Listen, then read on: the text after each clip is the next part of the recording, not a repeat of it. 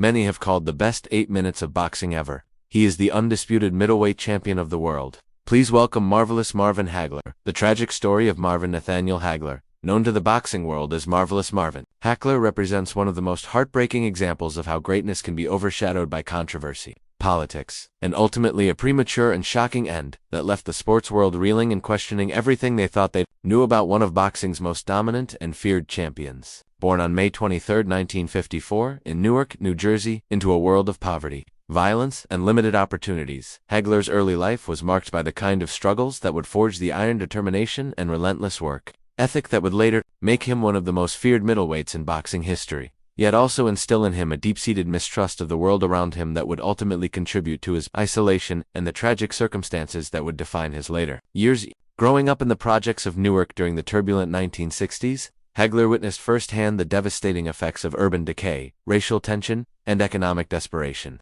Experiences that taught him that survival required not just physical toughness, but an almost paranoid vigilance against those who might seek to exploit or betray him. Lessons that would serve him well in the brutal world of professional boxing, but would also create barriers that prevented him from fully enjoying the fruits of his extraordinary success. When his family moved to Brockton, Massachusetts in 1969, seeking better opportunities and escaped from Newark's escalating violence, young Marvin discovered boxing at the Petronelli Brothers Gym, where he found not just a sport, but a salvation. Channeling his anger, frustration, and raw physical gifts into a discipline that would transform him from a troubled teenager into one of the most technically proficient and physically imposing fighters of his generation. Under the guidance of Goody and Pat Petronelli, Hagler developed a fighting style that was both beautiful and terrifying to behold, combining southpaw and orthodox stances with devastating power, incredible conditioning, and an almost supernatural ability to absorb punishment while continuing to press forward with relentless aggression, qualities that would make him virtually unbeatable during his prime, but would also exact a terrible physical and psychological toll that wouldn't become fully apparent until years later. The early years of Hagler's professional career, which began in 1973, were marked by a series of frustrations that would have broken lesser men as he struggled to secure high-profile fights against established contenders who were reluctant to risk their rankings and earning potential against an unknown fighter from Brockton, whose reputation for devastating knockouts and iron durability was growing by the day, forcing him to accept fights against dangerous opponents for minimal purses, while watching lesser fighters receive title shots and main event opportunities that should have been his. By this period of his career, often referred to as his wilderness years, saw Hagler systematically destroying a succession of highly regarded contenders and former champions, including Eugene "Cyclone" Hart, Kevin Finnegan, and Benny Briscoe. Victories that should have catapulted him to immediate title contention, but instead seemed to make promoters and television executives even more reluctant to showcase his talents. A pattern of avoidance that Hagler interpreted as evidence of a systematic conspiracy to deny him the opportunities he had earned through his dominance in the ring. The psychological impact of this prolonged exclusion from championship-level competition cannot be overstated, as it reinforced Hagler's natural suspicion and mistrust while feeding a growing sense of persecution that would color his relationships with promoters, media, and even fellow fighters for the remainder of his career, creating a defensive mindset that protected him from disappointment, but also isolated him from potential allies and supporters who might have helped him navigate the political complexities of professional boxing. When Hagler finally received his shot at Vito Antuofermo's middleweight title in November 1979, the controversial split-draw decision that many observers felt robbed him of a clear victory only intensified his bitterness and confirmed his worst suspicions about the corrupt nature of the boxing establishment. Yet, rather than discouraging him, this setback seemed to fuel an even more intense determination to prove his dominance in a manner so convincing that no judge or official would dare deny him his rightful recognition. The period following the Antuofermo controversy marked the beginning of what would become one of the most dominant championship reigns in middleweight history, as Hagler finally captured the title by stopping Alan Emtor in London in 1980, triggering racist riots that provided a shocking introduction to the uglier aspects of international boxing politics, yet also establishing Hagler as a champion who would not be intimidated by hostile crowds,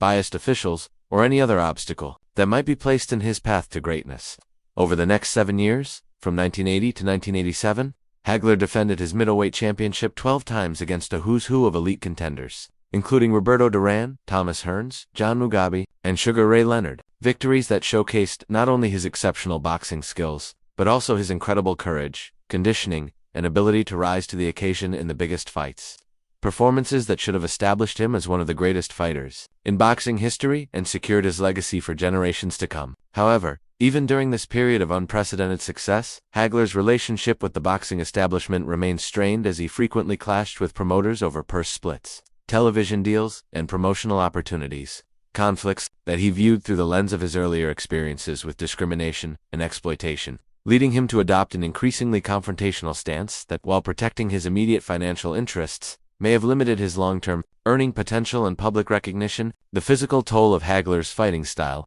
which relied heavily on his ability to absorb tremendous punishment while wearing down opponents with relentless pressure and devastating body shots, began to manifest in ways that weren't immediately apparent to casual observers, but were becoming increasingly concerning to those who knew him well, including subtle changes in his speech patterns, memory lapses, and mood swings that suggested the cumulative effects of thousands of rounds of sparring and dozens of brutal professional fights were beginning to affect his neurological function. The most tragic aspect of Hagler's story may be the way his greatest triumph ultimately became the source of his deepest disappointment and the beginning of his withdrawal from public life, as his legendary war with Thomas Hearns on April 15, 1985, widely regarded as one of the greatest fights in boxing history, was overshadowed by the controversial decision lost to Sugar Ray Leonard in their April 1987 Super, a defeat that Hagler believed was the result of Leonard's superior political connections and media relationships rather than his performance in the ring, a conviction that would haunt him for the rest of his life and contribute to his decision to retire immediately after the fight rather than pursue